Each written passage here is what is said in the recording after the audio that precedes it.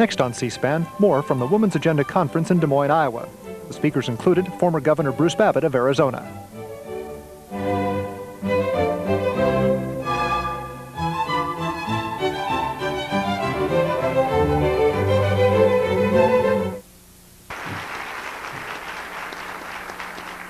Governor, would you please give opening remarks? Thank you. I appreciate that introduction, and I take back everything I said. It was wonderful.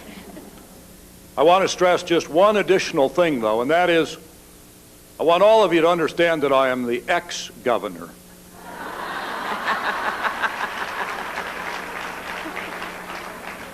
of Arizona. We have a little problem out there, and I'm quite optimistic that it's going to be solved very shortly.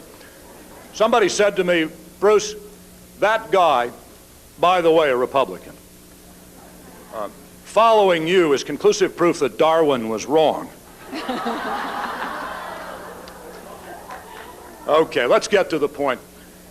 I don't have a large campaign. Some people have looked at my disclosure statements and said, if there's a poor people's campaign among presidential campaigns, it's Bruce Babbitt.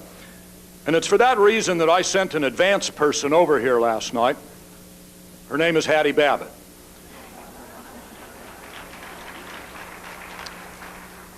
And I raised that because we were up early this morning. We were on the phone talking to our kids, and Hattie was packing to go off to New Hampshire or Texas or somewhere. And I was thinking and saying to her, what an extraordinary world we live in. When I went to law school 25 years ago, I entered a class of 540 males and 10 females. And I said, you know, I grew up in a culture that was very different from what we've come to expect and demand. And when we were married, we made a commitment.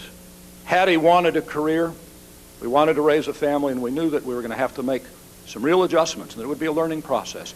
20 years later, she is at the top of the trial lawyer profession in Phoenix. We have a family of 2 kids, and I say that because I want you to understand that my views on these issues, I didn't arrive by them recently.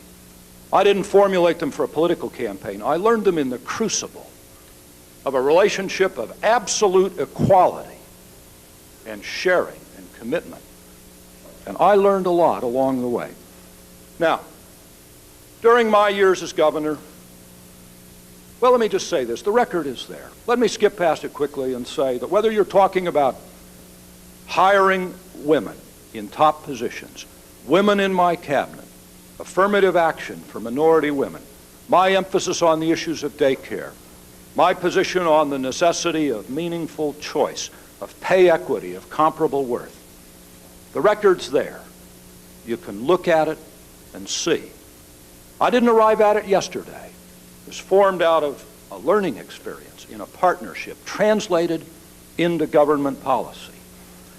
Now, as I run for President of the United States, I must tell you that I believe the next big step in policy is economics, is economic justice, because we've barely begun. And the plain fact is that throughout this country, in every workplace in America, we live in a society in which women are not paid their true worth, are not listened to, do not have a real share of decision-making, are discriminated against in pension policy, in leave policy, in vacation policy. I was on a picket line in New York City last week outside Lenox Hospital. It was snowing like crazy, and there were a couple of hundred nurses for the first time in their lives standing up to these issues. And what they showed me was a profession in which the healthcare professionals, the nurses, were treated like so many chattels, like day laborers, a medical system in which they had no say over the quality of care, the scheduling of their vacations, overtime, in which a male-dominated medical profession has yet to recognize the place of women. It's a concept that I call workplace democracy. I call it workplace democracy because I think if we're going to get at these economic issues, we need a totally different view of the American workplace. We need to liberate every American worker and begin to apply concepts of comparable worth, of pay equity, of sharing, of participation, of listening, of dealing with the pension inequities, and having the courage even to take on the inequities in the Social Security system. Because my vision of America is one of an expansive, important future in which we don't retreat from the world, in which we begin to build a new world. And we recognize that we build that world by liberating people, that the genius of our system is unleashing the creative power of every single person in this society, and that we implement workplace democracy in order to liberate everyone to contribute, to go to work every morning understanding the power and the value of work, knowing that they're respected and rewarded, and that together, on an absolutely equal basis, we will build a new future. Thank you. Thank you, Governor. Our first question will come from Polly Bonka. Good morning, Governor. Governor, Title 20, the Social Services Block Grant, is the major source of funding for child care and social services for abused children, elderly adults, and others. If we correct for inflation, federal funding for these services is now less than half the level of 1980, even though the population and need has increased. What level of funding do you believe is possible for Title 20 in 1989, and what would be your goal by the end of your first four-year term? Polly, Title 20 is a good program, but it's not the real answer to these issues. Of course, I support adequate funding for Title 20. But I think we've got to take a different approach. We've got to set up entitlement programs that provide direct, specified assistance to everyone who qualifies. You see, Title 20 is not an adequate answer to daycare. And that's why I've said again and again and again, we need an entitlement program for daycare. My first priority as president, number one, is going to be to implement the following program. Voucher daycare assistance as a matter of entitlement for every single working parent in the United States of America.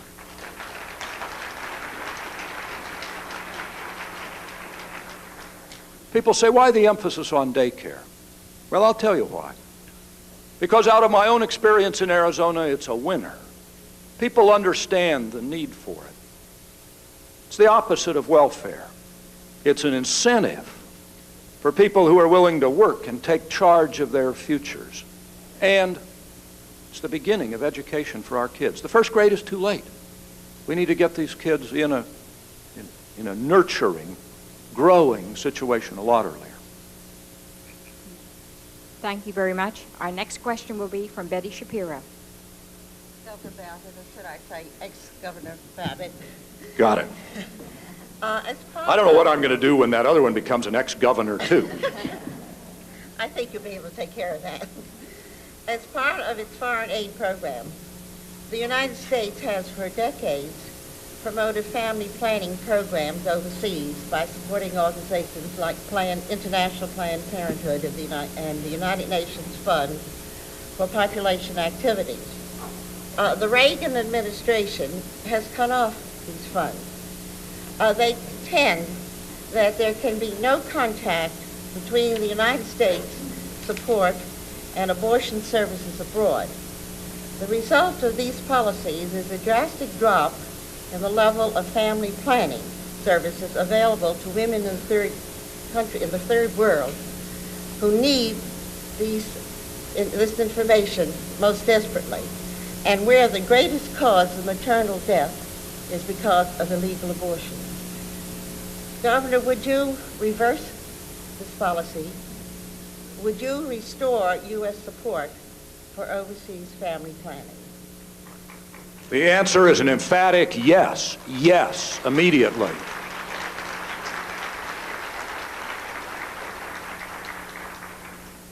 My own personal experience with this issue relates to Mexico. I have spent a lot of time in Latin America. I've worked in the slums of Caracas and in Peru and seen these issues right up close in the face of starvation and poverty.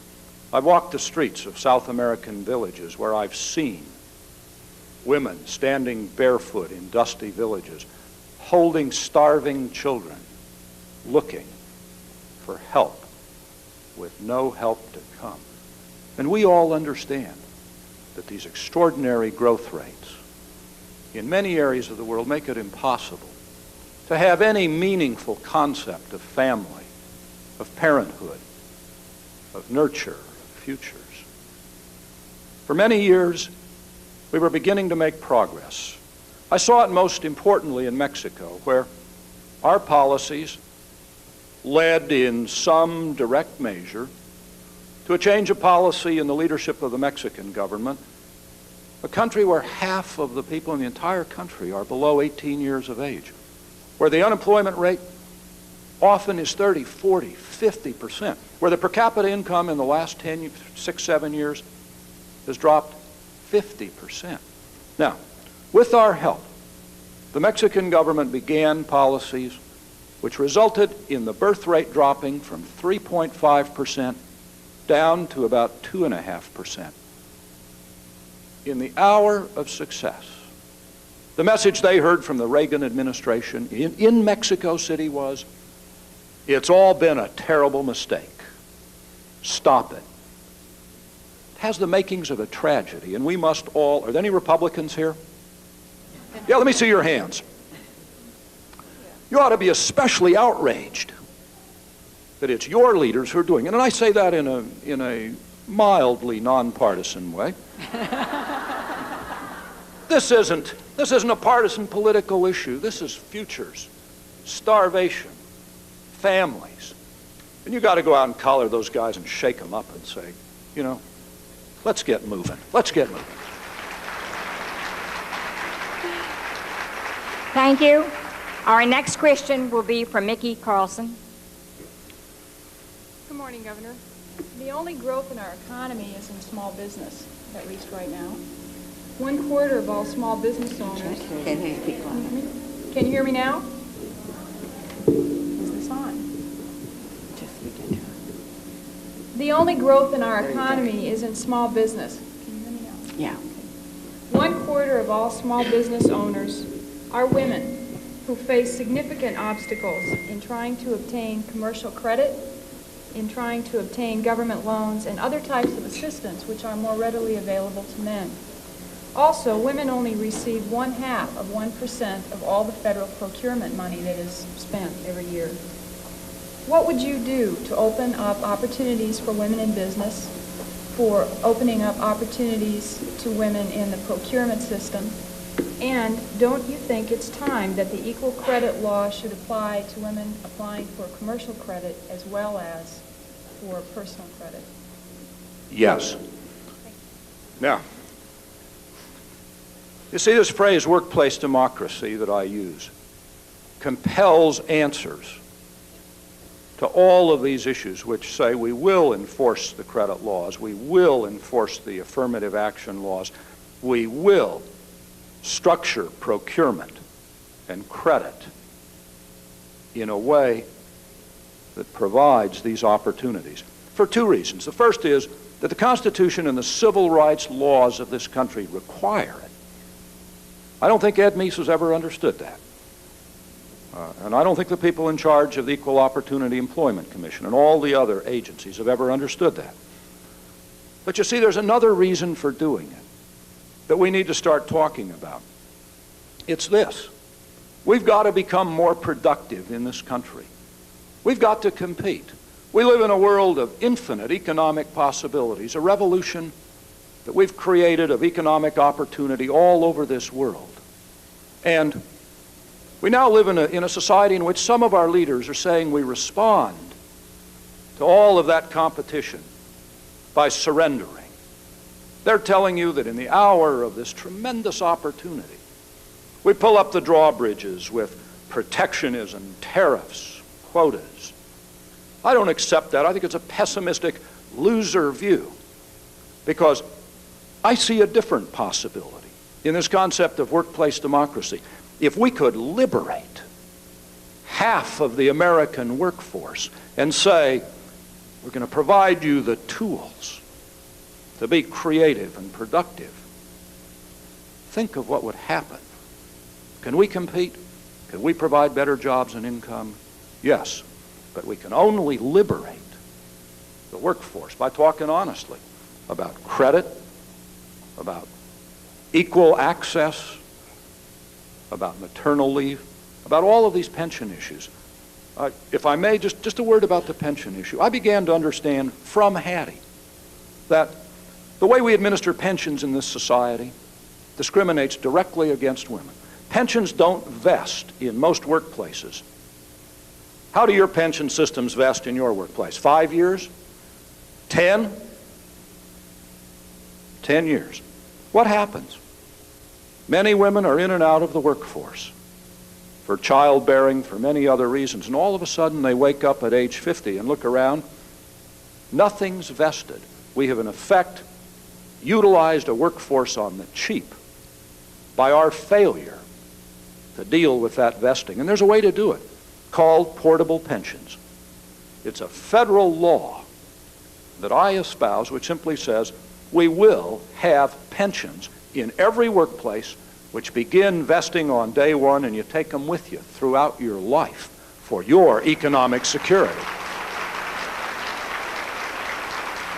I took that a long ways. Thank you very much, Governor. I have the honor of presenting the last question to you, after which we will have your closing remarks. Governor, I know this is going to be a very short answer from you because it deals with the appointment of women and minorities. The appointment of women and minorities to federal positions, which was one of the real successes of President Carter's administration, has fallen behind during this present administration. We are particularly distressed at how few women and minorities are being appointed to the federal judgeship. What are your goals in this area? Governor, are you prepared to work to meet and to try to better the Carter record? At the risk of being repetitious, yes. Right. Now, the Reagan administration has, across the last 7 years, to the federal judiciary, appointed white males to, anybody want to give me a percentage? No, it's not 98. Give him a break. But not much of a break, because it's almost that bad. 90% of judicial appointments have been to white males. That fact speaks for itself.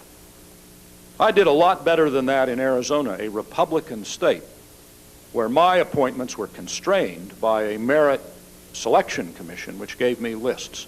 I did a lot better than that. One of the appointments I made to the Arizona Court of Appeals was a young trial judge named Sandra Day O'Connor. And yeah, I hear some of you saying, should he really be bragging about that? And I think the answer is probably yes.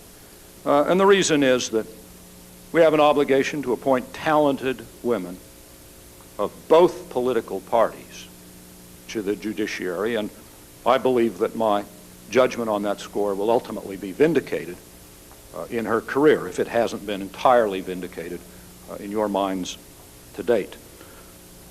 The Women's Political Caucus, about 6 or 7 months ago, undertook an interesting exercise. They said, we're going to look at the governors of the 50 states and rank them by the number of women in executive cabinet level positions. Arizona was 5th. Arizona was 5th. So what I'm saying is, sometimes actions speak louder than words. I invite you to look at my record. I pledge to you that I will continue that record as your president.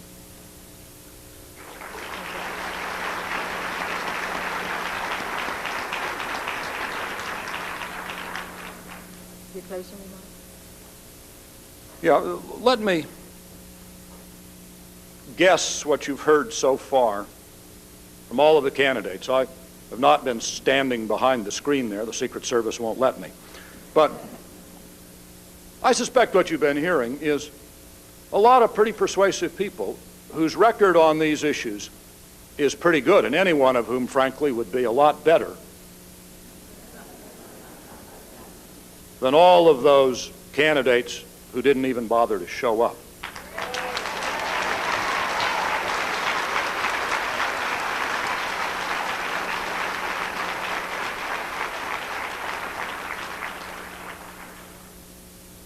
So why should you vote for Bruce Babbitt?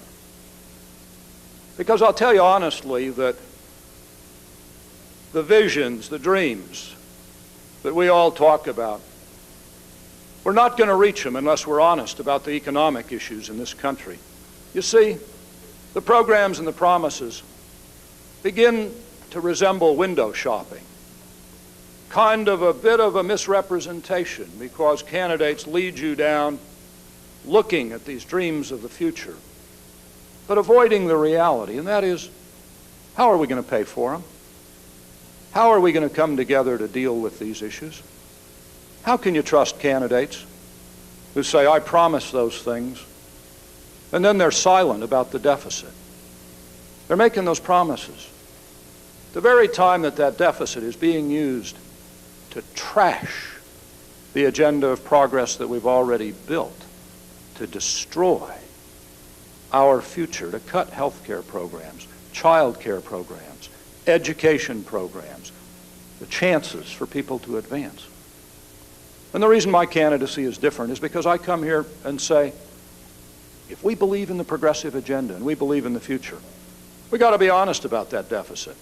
We got to start talking honestly about how we cut programs that we don't need so that we can keep the ones we do need. And this candidate will be back to you saying that if you believe in the progressive agenda, if you really believe in it, we've got to start talking about how we raise revenues.